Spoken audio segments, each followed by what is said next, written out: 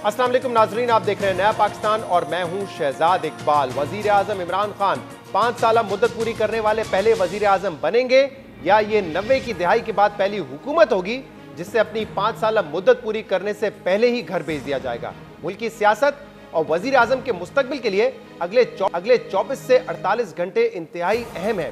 हुकूमत के मुस्तकबिल का सारा दारोमदार अब हुकूमती इत्तेहादियों पर है कि वो आइंदा हुकूमत के साथ रहते हैं या फिर नहीं। काफ लीग की तरफ से दावा किया जा रहा है कि वो अगले 24 घंटे में हतमी फैसला कर लेंगे, जबकि एमक्यूएम भी वाजे कर चुकी है कि अगर ऑपोजिशन उनके पीपल्स पार्टी से मुतालबात पूरे करने की जमानत दे देती है तो वो ऑपोजिशन का साथ दे सकते हैं।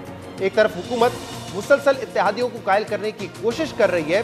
वजीर आजम इमरान खान खुद काफ लीग के पास गए, एमक्यूएम के मरकज बहादुराबाद भी गए, लेकिन इसके बावजूद दोनों इत्तेहादियों ने अब तक हुकूमत के हक में कोई वाज़े बयान नहीं दिया है, बल्कि अब कुछ ऐसे बयान सामने आ रहे हैं जिससे यह तासुर मिल रहा है कि हुकूमत और इत्तेहादियों के दरमियान मामला तय पाने के इम्कानात कम है। वजीर दाखिला शेख रशीद ने आज काफ लीग का नाम लिए बगैर ताना कसा कि वो इनमें से नहीं है जो 5 सीटों पर वज़ायत आला के लिए ब्लैकमेल करते रहे। मैं इमरान खान के साथ खड़ा हूँ चट्टान की तरह, बाकी किसी का मैं जिम्मेदार नहीं हूँ। मैं उन लोगों की तरह नहीं हूँ 5-5 वोटें हैं और सूबे की चीफ मिनिस्ट्री के लिए ब्लैकमेल कर रहे हैं। मैं इमरान खान के साथ खड़ा हूँ साए की तरह।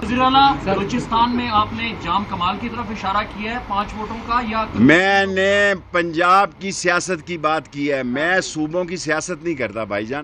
अहम बात यह, शेख रशीद काफ लीग से मुतल्लिक ये बयान दे रहे हैं जिससे उनके बड़े देरीना ताल्लुकात रहे, इसीलिए इस वक्त इनके इस बयान से यह तासुर उभर रहा है कि शायद हुकूमत को यह अंदाजा हो गया है कि काफ लीग से मामला तय होना मुश्किल है, क्योंकि शेख रशीद वो वजीर हैं जो कशीदा हालात में भी मुज़ाकरात पर जोर देते रहे। शेख रशीद ने पिछले हफ्ते हमारे प्रोग्राम में हुकूमत को मशवरा दिया था कि हुकूमत क्यों बात नहीं करती, हमारी गर्दन में सरिया क्यों है, क्यों हम अपने लिए ही मुश्किलात पैदा करते हैं।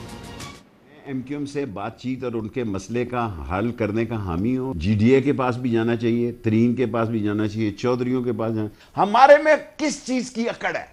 हमारी गर्दन में सरिया क्यों है? हमारे पास आजिज़ी क्यों नहीं है? हम अल्फाजों का बेहतर इस्तेमाल क्यों नहीं करते? हम सेल्फ इंजरीज क्यों लेते हैं? हम अपने लिए मसले क्यों पैदा करते हैं? शेख रशीद पिछले हफ्ते हुकूमत को इत्तेहादियों के तहफ़्फ़ुज़ात दूर करने का मशवरा दे रहे थे, मगर अब इनके आज के बयान ने जलती पर तेल का काम किया है। वज़ीर दाखिला शेख रशीद के इस बयान पर काफ लीग के वफाकी वजीर मोनिस इलाही ने रद्द-ए-अमल दिया है कि वो शेख रशीद की इज्जत करते हैं, लेकिन शेख रशीद ये भूल रहे हैं कि इसी जमात के लीडरान के बुजुर्गों से वो अपनी स्टूडेंट लाइफ में पैसे लिया करते थे। शेख रशीद के बयान पर रद्द-ए-अमल के अलावा कल काफ लीग के रहनुमा तारिक बशीर चीमा ने फवाद चौधरी के बयान पर रद्द-ए-अमल देते हुए कहा था कि अगर काफ लीग के फैसलों का ऐलान फवाद चौधरी ने करना है तो परवेज इलाही को सियासत छोड़ने का कह दें। हुकूमत की तलखी वाज़े है, मगर इस तलखी के बावजूद मुज़ाकरात जारी हैं। ज़राए ये बताते हैं कि चौधरी बरादरान से हुकूमती कमेटी की कल इस्लामाबाद में एक अहम मुलाकात हुई थी, जिसमें परवेज इलाही ने कहा कि अपोजिशन ने हमें वज़ारत आला की ऑफर की है और आप क्यों ये ऑफर हमें नहीं करते, जिसमें हुकूमती कमेटी ने जवाब दिया कि काफ लीग को वज़ारत आला देने पर हमारी अराकीन असम्बली राजी नहीं है।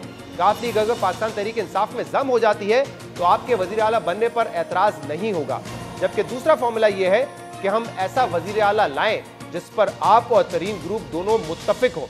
ज़राए के मुताबिक चौधरी बरादरान ने हतमी जवाब के लिए इतवार तक का वक्त मांगा है और कल परवेज इलाही और मोनिस इलाही इमरान खान से मुलाकात भी करेंगे।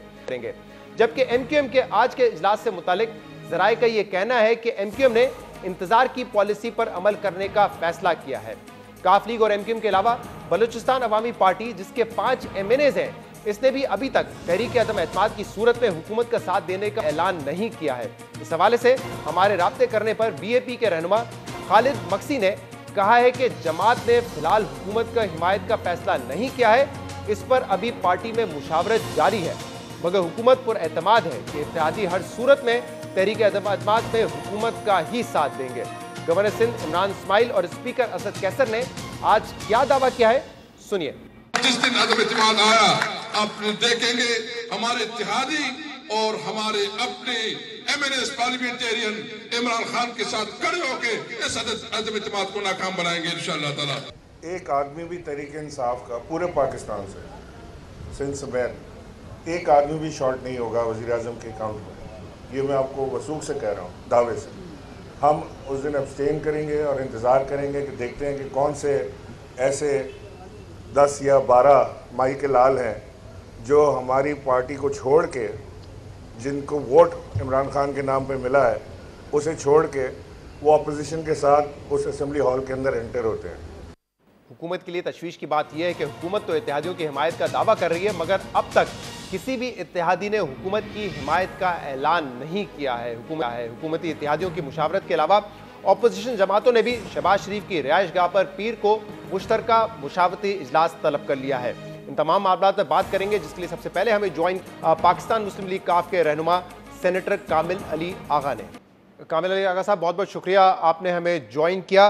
कामिल अली आगा साहब, फरमाइएगा, हुकूमत तो बार बार ये बयान दे रही है कि इत्तेहादी हमारे साथ हैं, वो हमारा ही साथ देंगे, ऑपोजिशन का साथ नहीं देंगे वोट ऑफ नो कॉन्फिडेंस में, लेकिन इस किस्म का बयान इत्तेहादियों की तरफ से नहीं आ रहा, आपकी जमात की तरफ से भी नहीं आ रहा।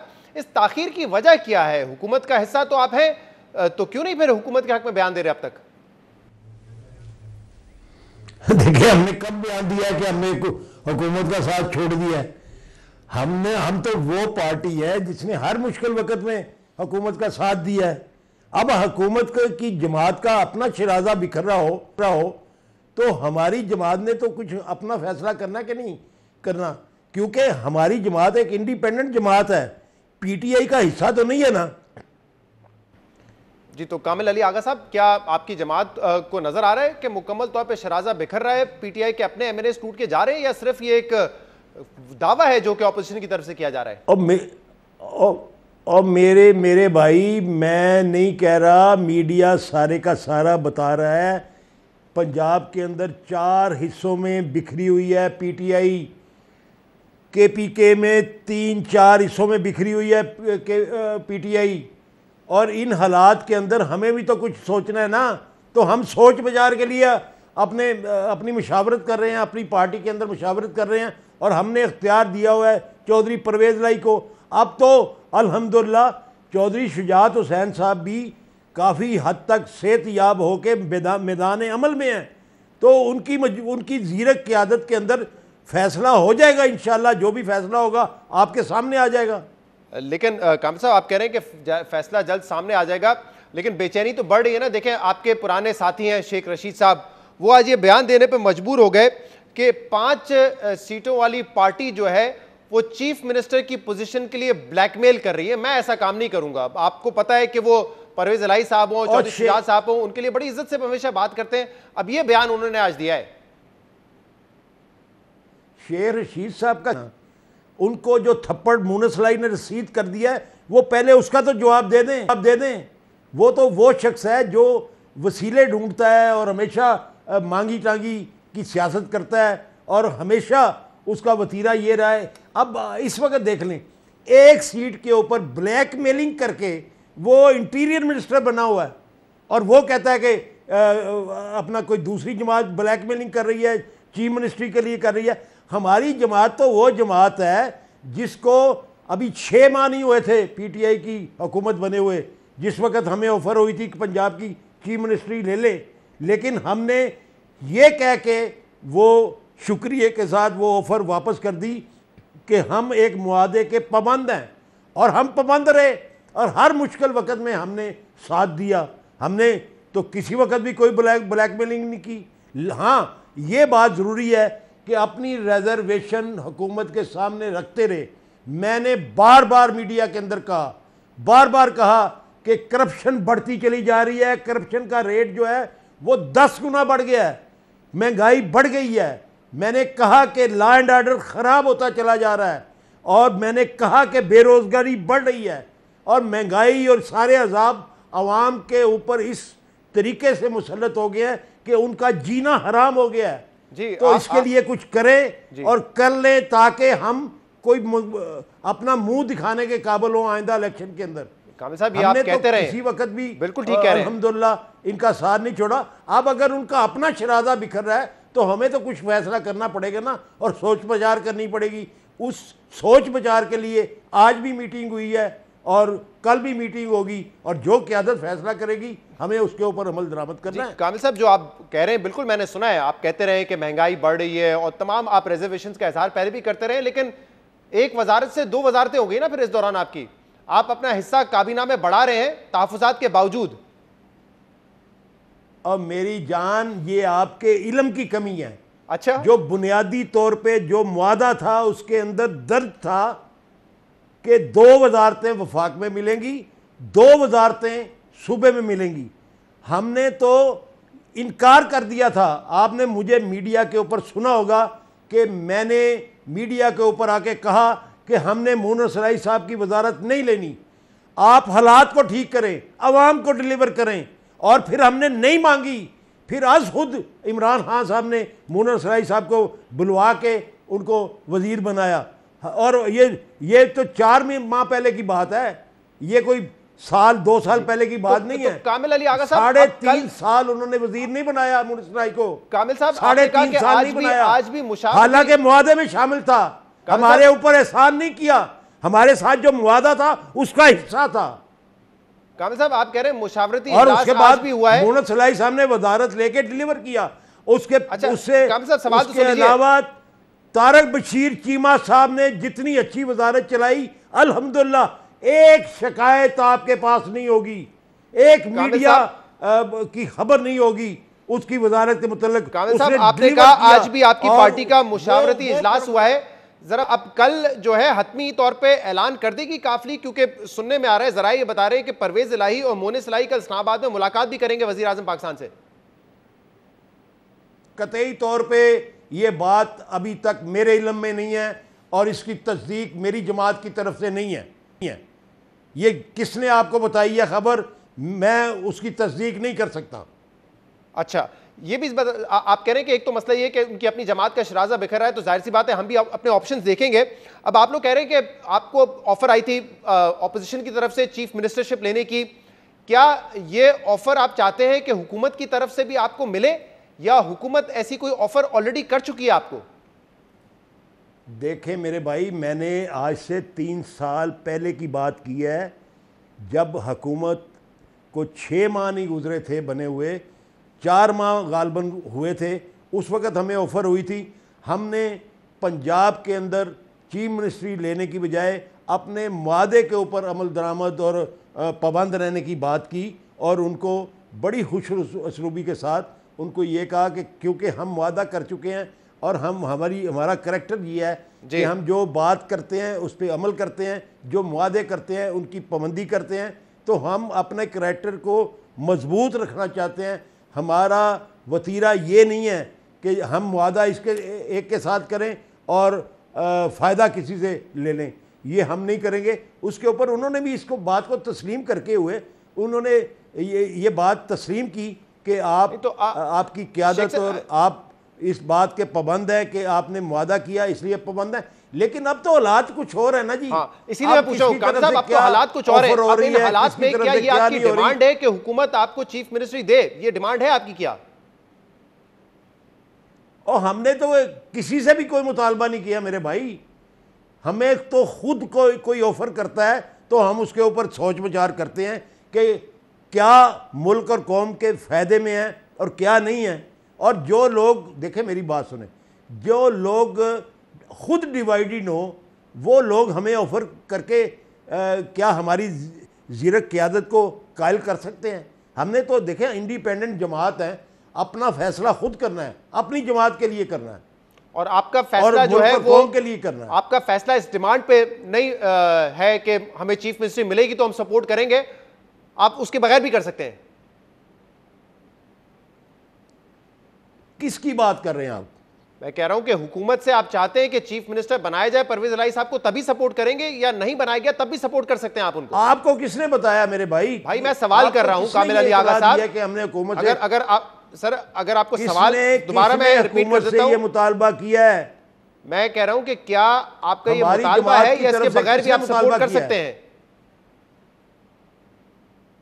मेरी जान, हमारा मुतालबा ये है कि अपनी जमात को, अपने घर को सीधा करो। हमारा मुतालबा हमेशा ये रहा है कि अवाम को रिलीफ दो, अगर वो ना आवाम को रिलीफ दें, ना अपनी जमात को जो है वो यकजा कर सकें और अपना शराजा बिखर से बचा ना सकें, तो हम अपना फैसला करने के लिए जो है वो आज़ाद है, ज़ाहिर है। इसलिए सोचो विचार हो रहा है और हमारे इजलास हो रहे हैं। तो आप कल भी समझते हैं होगा, कि आज भी हुआ है। वैसे आपकी जमात उस्मान बुज़दार की कारकर्दगी से मुतमईन है या चाहते हैं कि रिप्लेस कर दिया जाए उनको 3.5 साल बाद? हम उस्मान बुज़दार को सपोर्ट करते रहे हैं, इसलिए कि वो इमरान साहब का नुमाइंदा मुकर्रर हुआ था, इमरान साहब की तरफ से चीफ मिनिस्टर मुकर्रर हुआ था।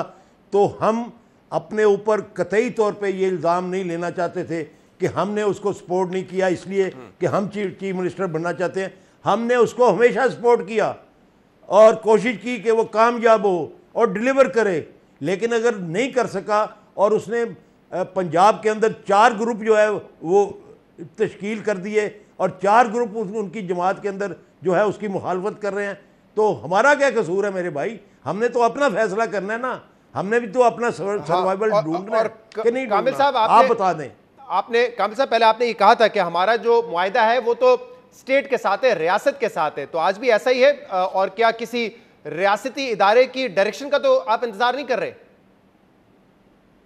और मेरे भाई, रियासत तो आप भी हैं, रियासत मैं भी हूँ। रियासत हर वो शहरी है जो पाकिस्तान का मुहिब वतन शहरी है। सब रियासत है, सबको मिला के रियासत बनती है। और तमाम इदारे जो रियासत के साथ मुखलस हैं और आइन और कानून के पाबंद हैं, वो रियासत का हिस्सा है। तारिक बशीर चीमा साहब वाज़े तौर पे कह चुके हैं जो कॉल्स का सिलसिला था वो तो अब बंद हो चुका है, वो नहीं आती, तो किसी कॉल की किसी डायरेक्शन के इंतजार में तो नहीं आप फिर फैसला करेंगे?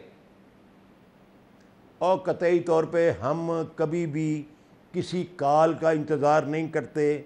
हमारी ज़ीरक क़यादत है, हम अपनी क़यादत की तरफ देखते हैं।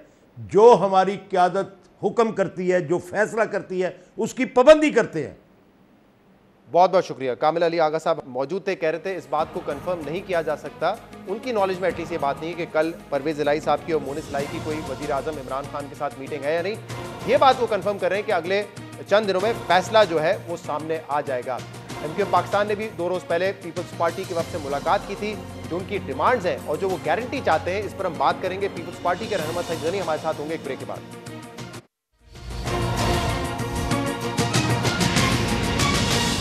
Welcome back. 2 रोज पहले एमक्यूएम पाकिस्तान के वफ्द ने पाकिस्तान पीपल्स पार्टी के वफ्द से मुलाकात की। पीपल्स पार्टी के वफ्द में चेयरमैन बिलावल भुट्टो जरदारी और को चेयरमैन आसिफ अली जरदारी भी मौजूद थे। इस मीटिंग में जो डिमांड्स रखी गई एमक्यूएम पाकिस्तान की जानिब से, उस हवाले से कल वसीम अख्तर ने शाहजेब खानजादा के प्रोग्राम में क्या कहा और क्या जिक्र किया है कि अगर जमानत होगी दीगर ऑपोजिशन की पार्टीज की तरफ से, तब वो इस बात पर सोच सकते हैं कि ऑपोजिशन की हिमायत की जाए वोट ऑफ नो कॉन्फिडेंस के लिए। मजीद उन्होंने क्या कहा, सुनिए।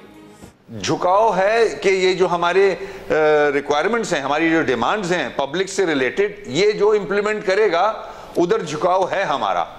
और फिर एक और चीज भी है शाहजेब, ये जो हमारे इश्यूज हैं इसमें इसकी इंप्लीमेंटेशन में हम जानते हैं कि कुछ टाइम लगेगा। हम चाहेंगे कि जो हमारे वेल विशर्स हैं और जो हमारे, अगर हम कोई डिसीजन लेते हैं और वो बेनिफिशियरी होते हैं तो उनको जरूर हम एज ए गारंटर लेके बैठे हैं। ये कह रहे हैं कि जरदारी साहब जो वादा कर रहे हैं, मौलाना फजल रहमान और नून लीग अगर उस पर गारंटी दें तो फिर आप सोच सकते हैं इस हवाले से?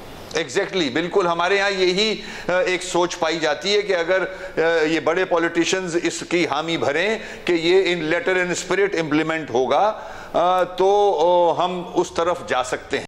एमक्यूएम पाकिस्तान के रहनुमा वसीम अख्तर कह रहे थे कि हमारा झुकाव उसी तरफ होगा जहां जो हमारी पब्लिक रिलेटेड डिमांड्स हैं उनको पूरा किया जाएगा। साथ में उन्होंने ये भी कहा है कि पीपल्स पार्टी से जो हमारी डिमांड्स हैं उसमें हम चाहते हैं कि JUIF और नून लीग जमानत दे।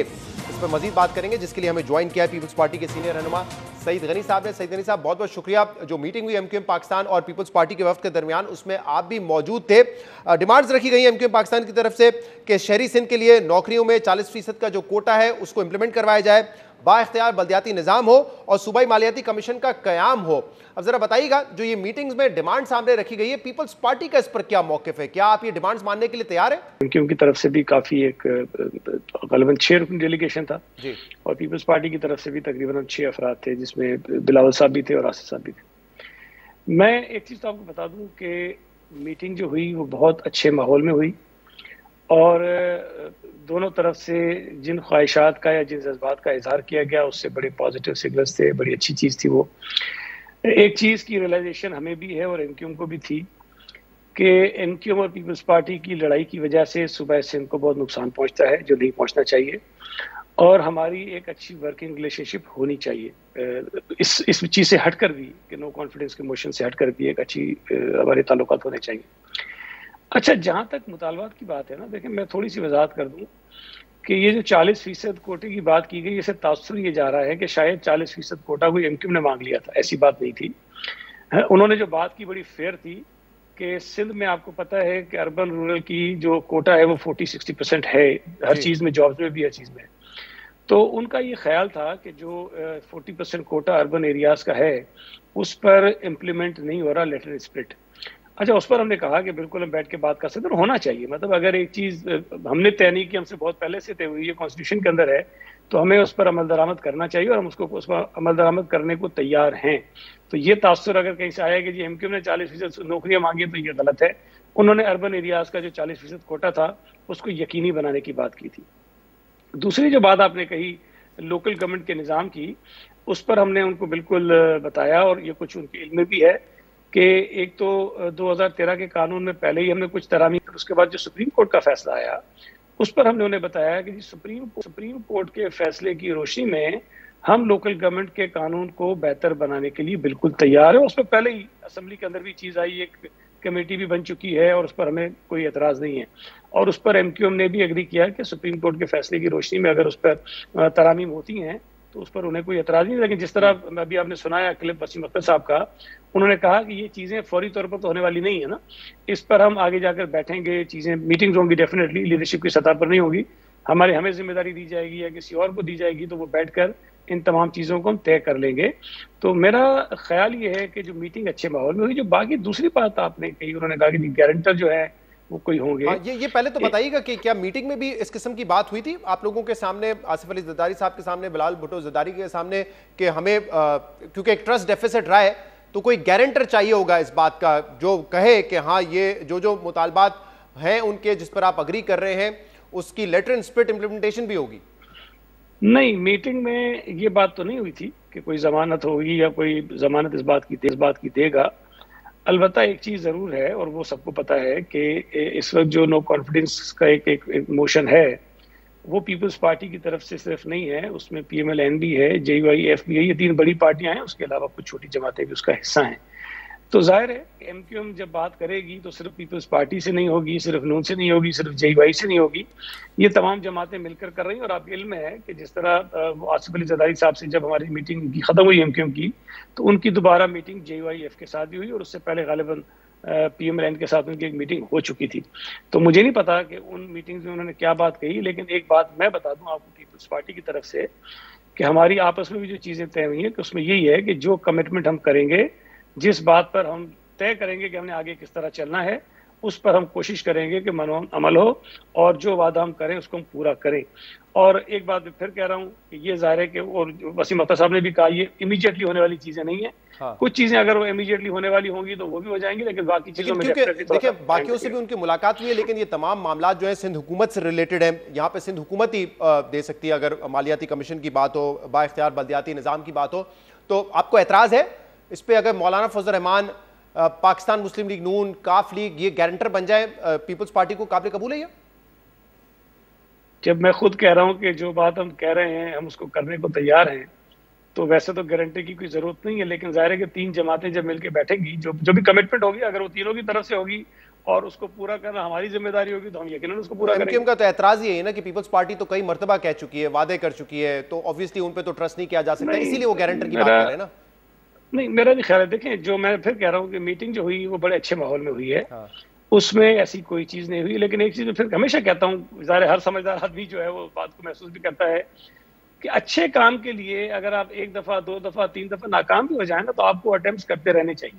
हाँ। मतलब वो 100 अटेम्प्ट्स भी जो है वो बुरे नहीं होते, आपको 200 मरतबा भी करने चाहिए अगर आप अच्छी नीयत के साथ अच्छे काम के लिए जा रहे हैं। तो अगर माजी में कुछ ये एहसास है कि जी शायद वादे पूरे नहीं हुए, अगर उन्हें कुछ हमसे गिला है तो हमें भी उनसे बहुत सारे गिले हैं, तो जाहिर है जब हम अपनी शिकायत छोड़ेंगे, वो अपनी शिकायत छोड़ेंगे, आगे बढ़ने की बात करेंगे और सूबे के इंटरेस्ट में बात करेंगे, तो फिर मैं समझता हूँ ना उन्हें एतराज होगा ना। लेकिन ये सईद गनी साहब, आपको भी पता है कि ये अच्छा माहौल इसलिए सडनली हो गया है क्योंकि आप चाहते हैं कि हुकूमत के इत्तेहादी वोट ऑफ नो कॉन्फिडेंस में आपको सपोर्ट करें। जिस डिमांड को आप कह रहे हैं फेयर डिमांड है, ये पहली मरतबा नहीं रखी हुई एमक्यूएम ने आपके सामने। अभी भी उन्होंने जितने एहतजाज किए, एतराज़ात किए, उसमें बल्दियाती निज़ाम के हवाले से था कि जो अर्बन सिंध की नौकरियां हैं वो उनको दी जाएं, लेकिन पहले कभी उस पर गौर नहीं किया। अब क्योंकि आप क्यों चाहिए इसीलिए गौर करने की बात कर रहे हैं ना, इसीलिए आप समझते हैं कि फेयर डिमांड है, वरना ये डिमांड्स कोई नई तो नहीं है उनकी। नहीं शहजाद, ये बात बिल्कुल दुरुस्त नहीं है। देखिए, वो अक्सर एक बात कहते हैं, हाई कोर्ट में भी गए कि वो कहते हैं जी जाली डोमिसाइल बनते हैं। आपको पता है जाली डोमिसाइल के ऊपर सिंध हुकूमत ने कितना सख्त जो है वो एक्शन लिया है। चीफ सेक्रेटरी की सरबराही में कमेटी बनाई, उस कमेटी की बड़ी एक कम्प्रिहेंसिव रिपोर्ट आई है। जो डोमिसाइल बनाए जाते हैं उसके अंदर जो फ्लॉज है उसको ठीक करने के लिए उन्होंने अपनी कुछ रिकमेंडेशंस दी हैं, हम उसको ठीक करना चाहते हैं। अब अगर उस अमल के अंदर एमक्यूएम भी शामिल हो जाएगी और उनका भी ये कहना है कि जाली डोमिसाइल बनते हैं, हम भी इसी पे चीख रहे हैं कि जाली डोमिसाइल बनते हैं, तो फिर इस मसले को हल किया जा सकता है ना। नौकरियों की जहां तक बात है, उन्होंने जब भी असेंबली में खड़े होकर बात की तो हमने उस वक्त भी ये जुटलाया नहीं कि आप जो कह रहे हैं वो गलत है। हमने ये जरूर कहा कि जो आप कह रहे हैं उस पर हमें 100% हम समझते हैं कि डेटा दुरुस्त नहीं है, उस पर बैठकर बात हो सकती है। हमारे पास जो डेटा है हम आपसे शेयर लेकिन मिसाल के तौर पे सही साहब, अभी जो बल्दियाती निज़ाम के हवाले से जब आप दोनों पार्टीज के दरमियान बहस हो रही थी, उन्होंने एहतजाज भी किया, उनके ऊपर फिर पुलिस ने चार्ज भी किया उस दिन, उस वक्त भी देखें ना, आप लोग ये कह रहे थे कि जितनी इनके मुतालबात थे हमने मान लिए हैं, मजीद हम नहीं मान सकते। अब ये सूबाई हुकूमत का इख्तियार है, अगर हमारी मेजॉरिटी है तो हम फैसला खुद करेंगे। आपने उस वक्त भी अगर किसी पार्टी से, अगर सवाल मुकम्मल कर लूँ, उस वक्त भी अगर किसी पार्टी से आपने बातचीत की तो वो जमात इस्लामी थी, पीएसपी थी, एमक्यूएम से आपने नहीं की, तो उस वक्त तो आप समझते थे कि हम जो करने जा रहे हैं ठीक है, जितनी इनकी डिमांड थी मान ली गई है, तो फिर अब मजीद जो इनकी डिमांड थी वो भी मानेंगे आप? मैं फिर अर्ज कर देता हूँ, ये पहले दिन से जिस दिन तरमीम हुई थी ना, गालिबन नवंबर 2021 में, उस वक्त भी हमने ये कहा था कि असेंबली में आप आए, बात करें, हम इस कानून की बेहतरी के लिए इसमें मजीद तरमीम करने को तैयार हैं। कोई एक बयान, कोई एक दिन ऐसा बता दे जब हमने कहा हो कि हम इसमें तरमीम करने को तैयार नहीं है। तरीकेकार पर एतराज था कि असेंबली में जगह फोरम है, वहां पर आके बात करते नहीं है, बैठ के कोई उसका रास्ता बताते नहीं है, बाहर जाकर आप जाकर करना शुरू हो जाते हैं, तो उस तरह से होगा नहीं।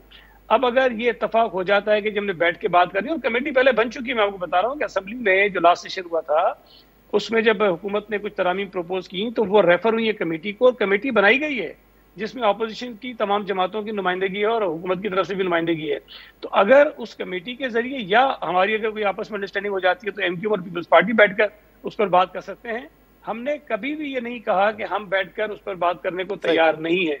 और जो सुप्रीम कोर्ट का फैसला आ गया उसके बाद भी हम मुस्तकिल ये कह रहे हैं कि सुप्रीम कोर्ट के फैसले की रोशनी में हम उस पर जो है। तो सही साहब, दो बातें आप जो कह रहे हैं बड़ी इंपॉर्टेंट है। एक, आप ये कह रहे हैं कि उनकी कुछ डिमांड्स बिल्कुल फेयर है, उस पर इंप्लीमेंटेशन होनी चाहिए, अमल दरामद होना चाहिए है। दूसरा, आप ये कह रहे हैं कि बड़े अच्छे माहौल में बात हुई और जरूरत इस बात की कि एमक्यूएम और पीपल्स पार्टी मिलकर काम करे शहरी सिंध के लिए। तो अगर MQM vote of no confidence में आपका साथ नहीं देती, वो ये फैसला करते हैं कि हमने हुकूमत के साथ जाना है, इसका मतलब तब भी पीपल्स पार्टी इन नुकात को फेयर समझती है और इन पर काम करेगी। इसको आप लिंक नहीं कर रहे हैं कि चलो वोट ऑफ कॉन्फिडेंस तो अपनी जगह पे जिसकी जरूरत है, आपको जरूरत है वहां एमक्यूएम की, लेकिन नहीं भी होता तो शहरी सिंध के लिए इसी अच्छे माहौल में मिलकर एमक्यूएम के साथ आप काम करेंगे, ये गारंटी दे रहे हैं? क्योंकि आप खुद कह रहे हैं ना, ये तो शहरियों के डिमांड है, ये तो उनके भले के लिए है। शहजाद, मैंने बात पहले कही है कि मीटिंग में भी इस बात पे इत्तफाक हुआ कि वोट ऑफ नो कॉन्फिडेंस तो चले आज का एक इवेंट है ना, मतलब रीसेंट इवेंट है, कुछ दिनों के बाद पता चल जाएगा कि किस तरफ जा रहा है, लेकिन सूबा सिंध के मफाद में ये बात जरूरी है कि पीपल्स पार्टी और एमक्यूएम की एक अच्छी वर्किंग रिलेशनशिप होनी चाहिए। जरूरी नहीं है कि हम कोई इलेक्शन में इत्तेहादी बन जाएं, जरूरी नहीं है कि वो हमारी हुकूमत को ज्वाइन कर लें, जरूरी नहीं है कि वो कोई और एक्शन कर लें, लेकिन सूबे के मफाद में एक अच्छी वर्किंग रिलेशनशिप होनी चाहिए। वो इसके साथ नथी नहीं है जो नो कॉन्फिडेंस का मोशन है उसके साथ। बहुत बहुत शुक्रिया, बहुत बहुत शुक्रिया। सईद गनी साहब हमारे साथ मौजूद थे, प्रोग्राम में शामिल करेंगे, एक ब्रेक को बात करेंगे, हमारे साथ रहिएगा।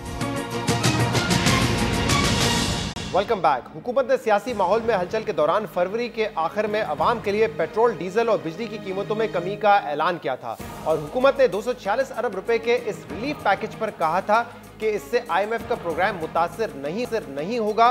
लेकिन IMF ने पेट्रोल, डीजल और बिजली की कीमतों में कमी और सनती शोबे के लिए टैक्स छूट देने की हुकूमती इकदामात पर एतराजात उठाए हैं, जिसके बाद पाकिस्तान और IMF के जायजा मुज़ाकरात अब तक बेनतीजा रहे हैं। अहम बात यह है कि वजीर आज़म इमरान खान ने जब पेट्रोल, डीजल और बिजली की कीमतों में कमी का ऐलान किया था तो वफाकी वजीर खजाना शौकत तरीन ने कहा था कि ये रिलीफ देने से पहले IMF हुकाम को एतमाद में लिया गया था। वजीर खजाना शौकत तरीन का कहना था कि IMF का प्रोग्राम इस रिलीफ पैकेज से मुतासिर नहीं होगा और कोई भी बड़ा इकदाम करने से पहले IMF से बात होती है। लेकिन ज़राए के मुताबिक IMF ने सब्सिडी, टैक्स एमनेस्टी और इनकम टैक्स स्लैब्स को रैशनलाइज ना करने पर एतराज़ कर दिया है, जिसकी वजह से जायजा मुज़ाकरात बेनतीजा रहे।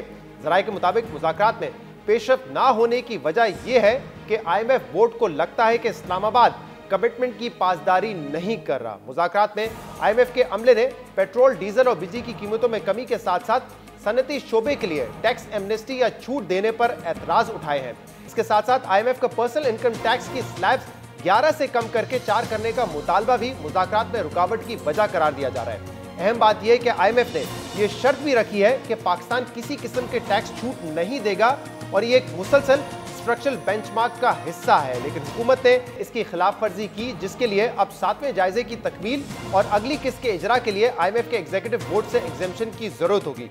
अहम बात यह है कि मालियाती और इक्तिसादी पॉलिसियों की याददाश्त पर इत्तेफाक राय के लिए IMF ने हुकूमत से कहा है कि वो डिस्काउंट रेट में इजाफा करे, एक्सचेंज रेट को मार्केट बेस्ड रखे और इसके अलावा 407 अरब रुपए के कामयाब पाकिस्तान प्रोग्राम के दायरे कार को कम करे।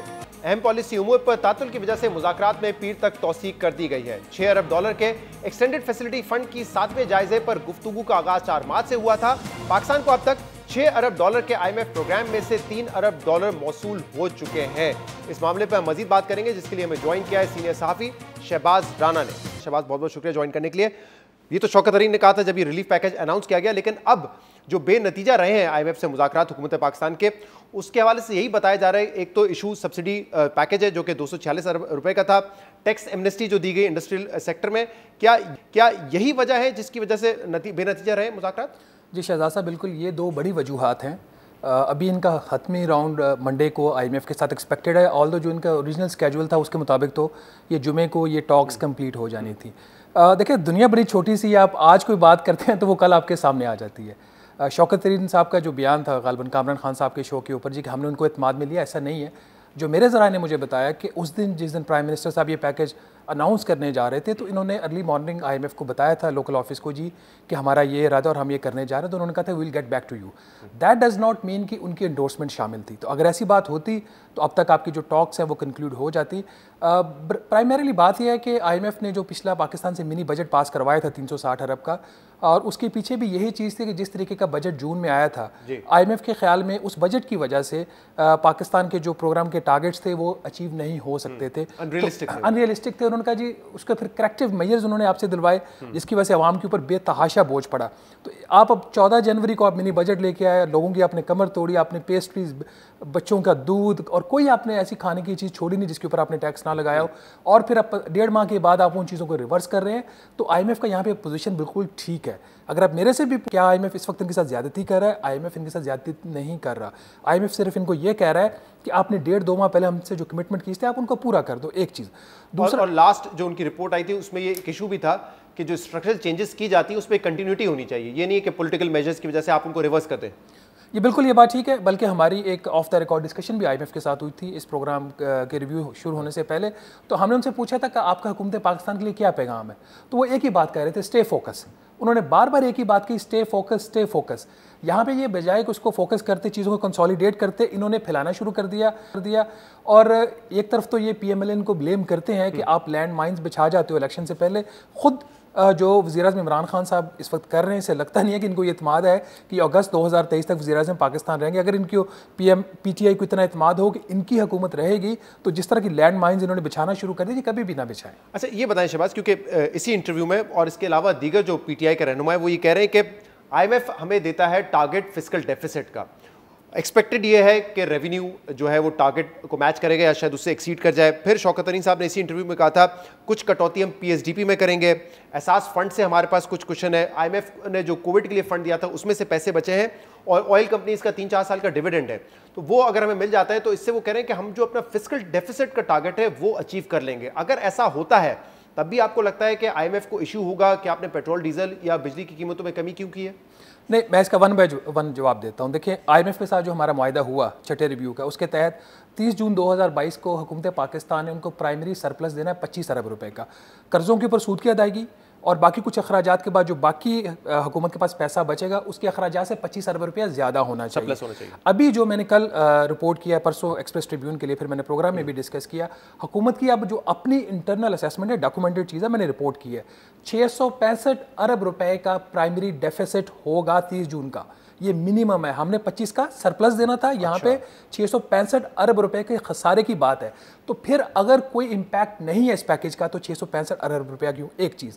दूसरा, जो federal board of revenue unfortunately इस वक्त प्राइम मिनिस्टर को भी मिसगाइड कर रहा है और फाइनेंस मिनिस्टर को भी, इसमें कोई शक वाली बात नहीं कि 8 माह में एफबीआर की जो टैक्स कलेक्शन थी, वो जो इनका ओरिजिनल असल हदफ था 5,829 अरब के मुकाबले में जो उन्होंने मंथली टारगेट्स रखे थे उससे कोई 270 अरब रुपया ज़्यादा था। ताहम दिसंबर 2021 में इसी आईएमएफ प्रोग्राम के तहत हम ये टारगेट रिवाइज करके 6100 अरब रुपया कर चुके हैं। अब एफबीआर एक चालाकी कर रहा है, वो ये कर रहा है कि वो अपने मंथली टारगेट्स को अकॉर्डिंगली एडजस्ट नहीं कर रहा, 6100 पे नहीं लेके जा रहा। वो 6100 आपका एंड गोल तो कर दिया आपने, वो कह रहा है जी कि हम देख लेंगे, कर लेंगे। आज उसको आप अकॉर्डिंगली एडजस्ट कर दें तो ये जो 270 अरब का क्लेम है ये फारिग हो जाएगा। और लास्टली, अगर इनके पैसा है, इनको कोई प्रॉब्लम नहीं है, तो फिर जिस तरीके से बैंक्स ने एक दफ़ा फिर इनकी गर्दन मरोड़ी है और जो इनकी लास्ट ऑक्शन हुई है कुछ 60 बेसिस पॉइंट उन्होंने इनको इजाफी रेट के ऊपर इनको कर्जा दिया है, तो ये बैंकों की ऑफर को ठोकर मारते और अपने रिजर्व्स इस्तेमाल करते अगर सरप्लस पैसा पड़ा हुआ है। मेरा ख्याल they are not giving the true picture. इसमें एफबीआर का भी कसूर है और वजारत खजाना का भी कसूर। बहुत बहुत शुक्रिया, बहुत बहुत शुक्रिया। शहबाज राना हमारे साथ मौजूद थे। आज के प्रोग्राम में इतना ही। शो से इजाजत दीजिए, अल्लाह हाफिज़।